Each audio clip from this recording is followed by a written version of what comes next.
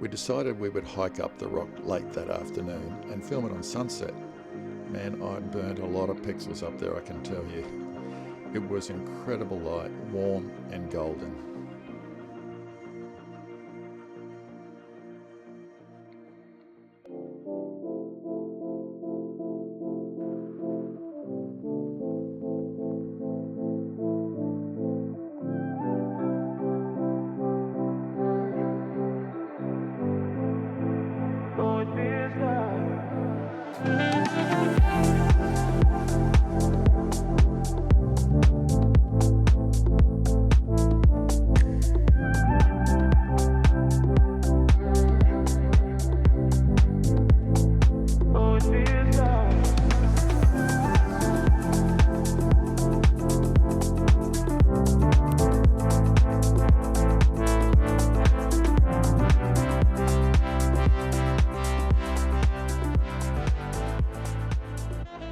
Welcome to another episode of Art Zone Travels. In this video, part 2 of our Brisbane to Ceduna trip, we take you from Lightning Ridge, through Outback New South Wales, down into South Australia's Outback, and then finish up in Ceduna in the northwest of the Eyre Peninsula. It's here where we stock up and prepare to cross the mighty Nullarbor plains and cross over into Western Australia. We've had a great stay here at Lawn Station. It's just up the back of Lightning Ridge. It's about 3 k's out of town. And it's been a really nice little stay. We connected into power for a change. Been about 37 to 42 degrees, so we went air conditioning. Yeah, definitely. Definitely air conditioning, get a really good night's sleep. We're setting things up to get prepared for the next part of the journey. So Pete, we're heading down to Brewarrina today. There's a bridge there, and the bridge used to lift up in the centre, and the paddle ships used to go back in the olden days. So can't wait to see that. Yes, I'm really keen to get down to Brewarrina to see a really beautiful Indigenous site. It's the fish traps.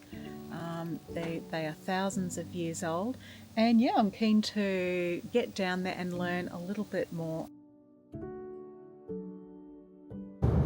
Are we on the road to nowhere, Pete? We're at the back of Berg. The back of somewhere. After we left Lightning Ridge, we headed southwest and headed down to Brewarrina.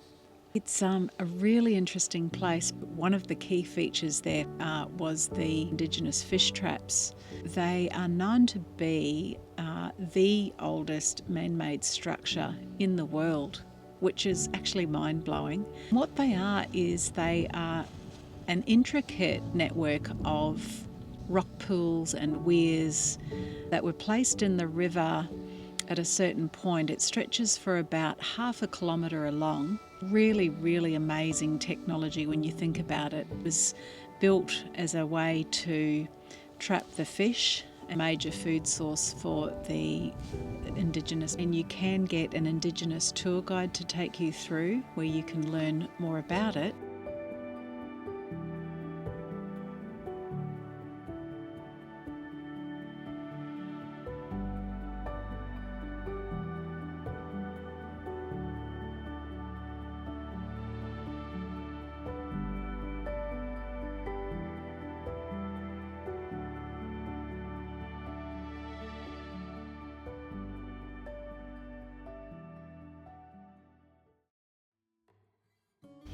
So that night we decided to stay at a little free camp down by the river, the Barwon River, and it's located right next to this beautiful, beautiful old bridge. And the bridge is a steel structure. What it was when the paddle ships used to come up the river, they had to raise up the middle of the bridge. So there's only 2 of these left in New South Wales.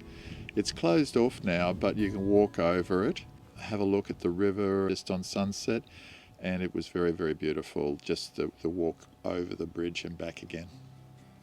Being a photographer, you want to look for the beauty in the late afternoon light.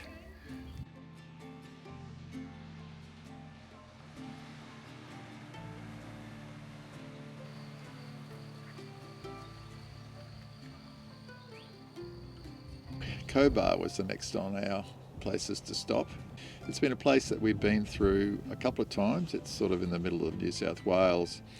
And one of the things that we love doing is parking our van in front of the sign that says Cobar, and it's the site of the old mine, and it's just an icon for a photo opportunity. You can't miss it, can you? No, not when you're coming in from the east. You can't miss it. But we've done this before, and we've had this sequence of different vans. So we put together on our Instagram the 3 shots at the same spot of 3 different, well, they were zone vans, weren't they? Yeah, 3. We had the Expo, the base, and the Sojourn, so they're now in the family album all together.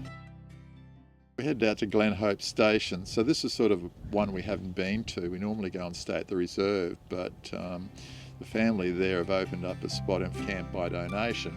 And it's spectacular. They've done such a good job there. And if you want to stay there for a little while or just overnight like we did, it's very quiet. There's something about going out and staying on these stations.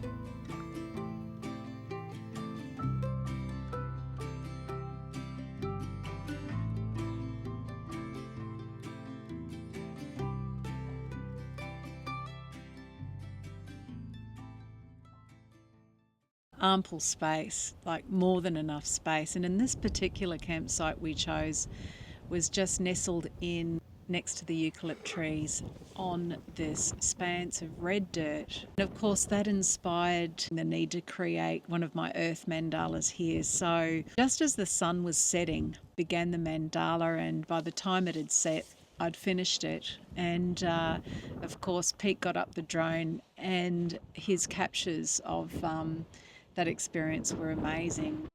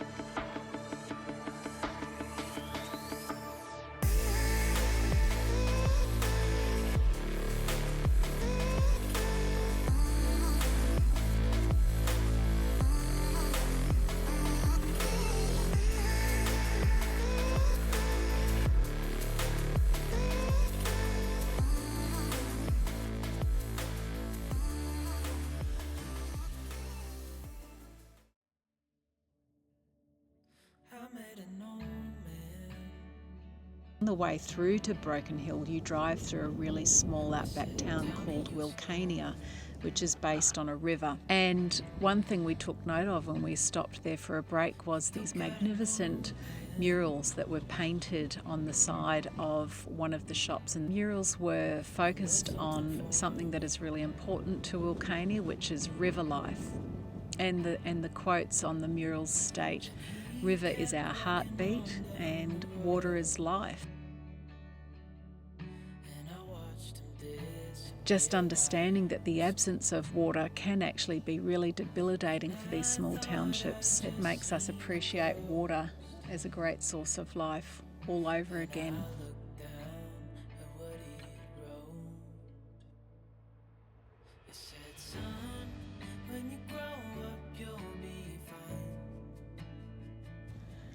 So we've stayed at Broken Hill several times, and this time we chose to go to a couple of different places. We also walked through the main street of Broken Hill, which in itself was absolutely amazing. They have a heritage walk which you can get a map of at the local information centre, and it really is worth doing.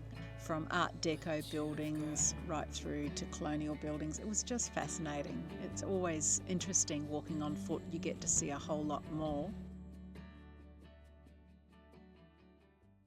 So whilst we were in Broken Hill, I wanted to take Tarn up to the lookout that looks into the mine. There was a memorial there to the miners called the Broken Earth Miners Memorial, and it sits on what's called the line of load, architecturally designed, and it is a memorial to all the miners who have passed since the 1800s, and in fact there is their names and how they passed on glass panels there, and there is 700 names there. Like, I've got goosebumps now. It was very emotional being there. It certainly makes you stop in your tracks and just pay your respects. The architecture really helped that, didn't it? It kind of cocooned you in this memorial where it cut out the wind and the sun, and you were just cocooned in this space. It was like a triangle, like you could almost say it was like a modern version of a church. We headed back to a really nice camp spot. It's on Wiki. It is the old racetrack. It's been rebadged as the Broken Hill Regional Events Centre. You can park yourself down there for the night. Just had a nice spot actually where they race the horses.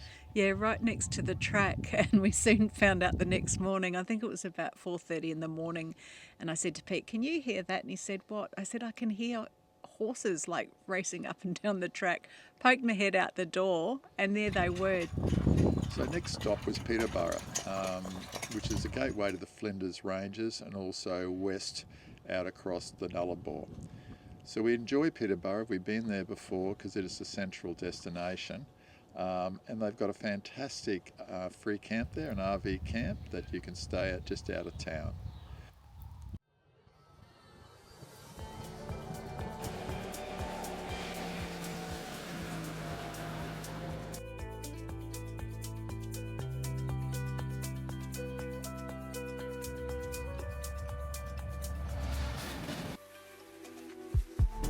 Border crossing number 2.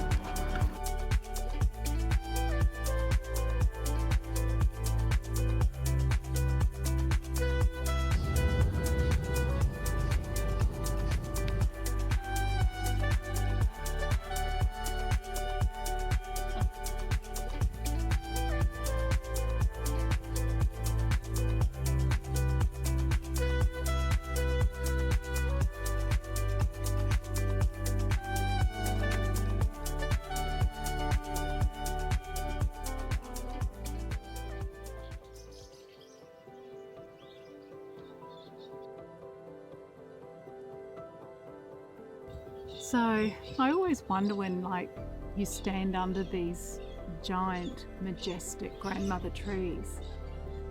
I always wonder how many stories have been told under these trees, and all the life-sustaining force that we all draw from these living sentinels.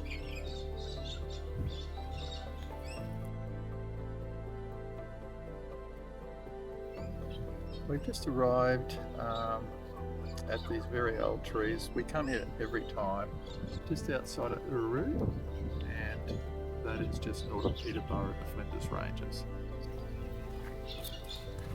This tree is just under 11 metres in circumference. Like, I've got a 2 metre reach. It has been here over 500 years.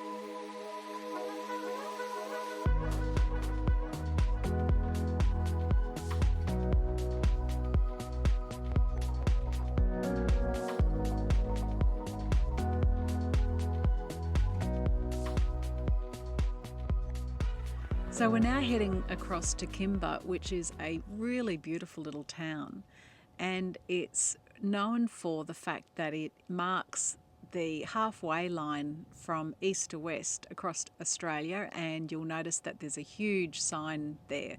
You can get your photograph taken saying, you know, you're at the halfway point. So that was fun. But also, Kimber has some other really special things going. So one of them is, in town is a really beautiful creative hub, and I think it's called Workshop 26. Yeah. And what it is, it's made up of a group of artisans from all around the region. A lot of them are women off farms and stations. They create beautiful things, clothing, pottery, artwork, beautiful candles, anything creative you can think of, they'll have it there. The women do an amazing job, the way it's all set up and merchandised, and it's housed in an old mechanical shed. And they have a fantastic little coffee cart out the front too. And secondly, we walked over the road from where we were staying at the RV park, and they have this magnificent nature trail, about a 6-kilometre walk. And again, I was inspired to create another mandala. So this time the ground was a lot drier, but it didn't take much to scrape through that initial dry ground where you get the red soft dirt sitting just underneath that surface. We put the drone up, which I'm really grateful for, to capture the actual markings from a bird's eye view looking down.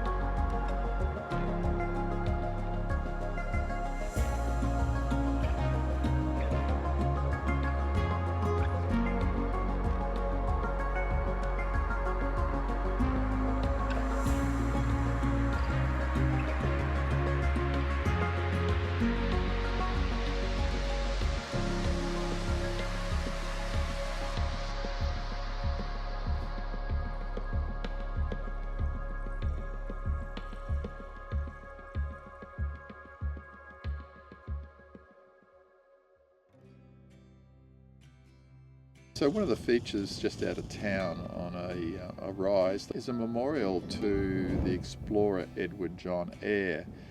He's known for travelling across from east to west. So he was the first white man to do that with his Indigenous guide and passing through close to where Kimber is. So they've got a memorial there. It's worth driving up and having a look at. It's done out of steel, so it's rusting beautifully. So we're heading due west now. We've left Kimber. We need somewhere to stay overnight before we get to Ceduna. And we chose to stay at a place called Tcharkuldu Rock. It's a magnificent geological formation. We enjoyed the nighttime and the morning. Decided we would hike up the rock late that afternoon and film it on sunset. Man, I burnt a lot of pixels up there, I can tell you. It was incredible light, warm and golden.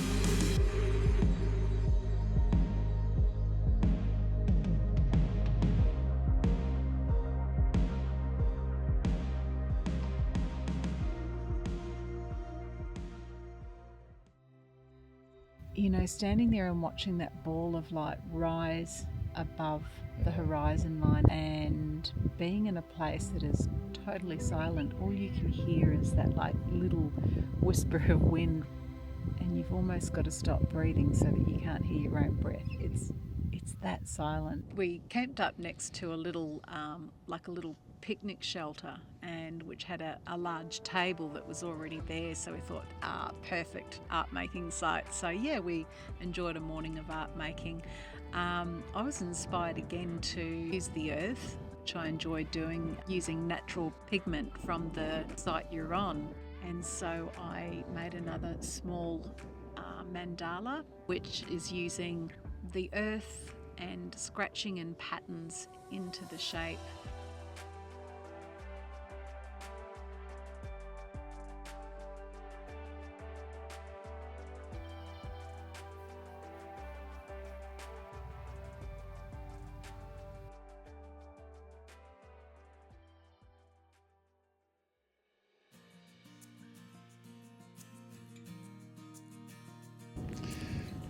Whittleby Conservation Peninsula is a place we went once before. It's just a little bit south of Ceduna, and it is a cracker spot that you can put your van right out at the end, which we got last time, and we were going, please, will we get it again? And we did. So we were so thrilled. We were rapt because it's one of our favourite campsites in the whole of Australia. Literally, there's just one campsite there out on the peninsula. And it's only 11 kilometres in to Ceduna, but it is a dirt road. You get the two aspects of the sun setting, and then in the morning the sun rising up over the other side.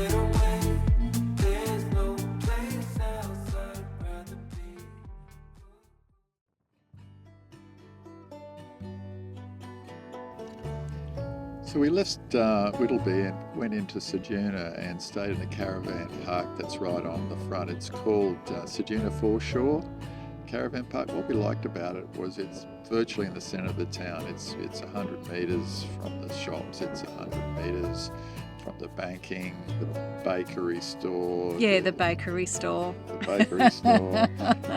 And the bottle. So, and it was a way we could fill up with water as well. So it was a really good spot to stay for 2 nights.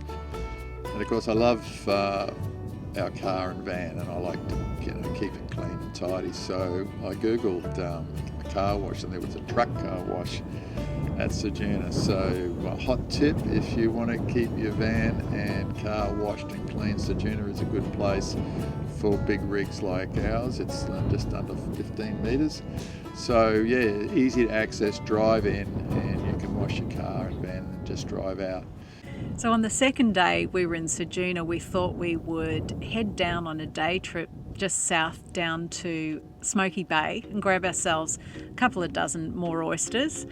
So we got down there, and next minute you just don't know what's going to happen next, do you, Pete? No. So we drove around and we came across boiling oysters, and we went in there and we said, hey, can we have some oysters? And they're really nice. And then we're just chatting. And they said, well, what are you doing in the next hour? And I said, oh, not much. Do you want to come out to the oyster leases? Hell yeah, that would be just amazing. Really? Really? How long would it take, say? So probably about an hour. You're kidding. That would be amazing. So they were like ready to leave in 5 minutes, so we had to go and scramble, get our hats, our sunscreen, our camera gear, and next minute we're climbing a ladder up onto the top of the boat, which was loaded on the back of the tractor, on a trailer, and we were I off. thought we'd be doing this today, Pete. No, not at all.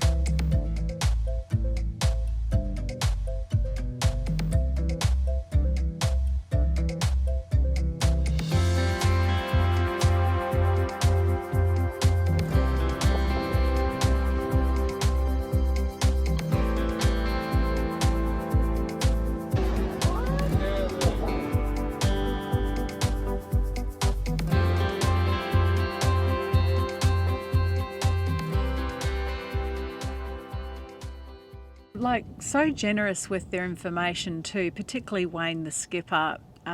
He was amazing. So on the way out, we huddled in the wheelhouse as the waves were coming up over the boat, and he was imparting so much amazing information about their work. So what have you got on board on front here today? We have 30, 40 mils, I think they are. That's the size of them. 30, 40 mil size oysters. And we're going to take them to a nice lease over here.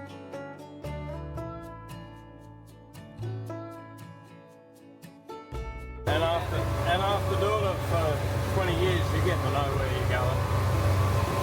And when you're with Wayne, the whole ocean belongs to you. He's the king of the ocean. No one's the king of the ocean. The old ocean's itself. She's a vicious bit of gear, it can be.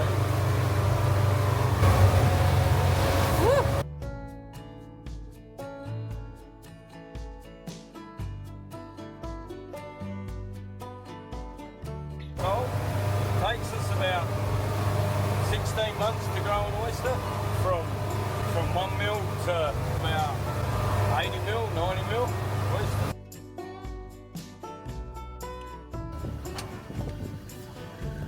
We're here.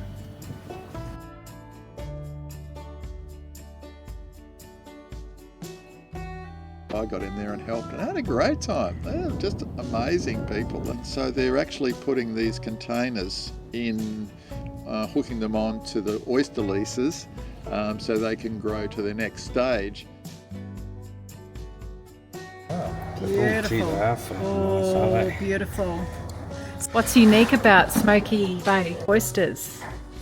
Oh, I think that's beautiful. Everywhere else is the same, I think, as well. I just think ours a little bit better because we've got better fresher water. Big open bay. Cheers, thank you. You're welcome.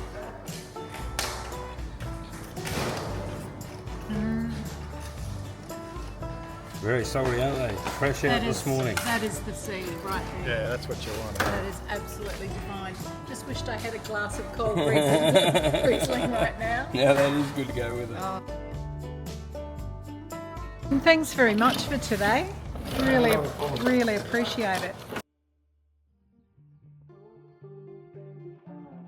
We hope you enjoy this episode travelling from Lightning Ridge to Ceduna. In the next episode, we will take you with us across the mighty Nullarbor, one of Australia's most iconic road trip adventures. You can find the links to the places we camped written in the description below. Thanks for watching and be sure to like and subscribe.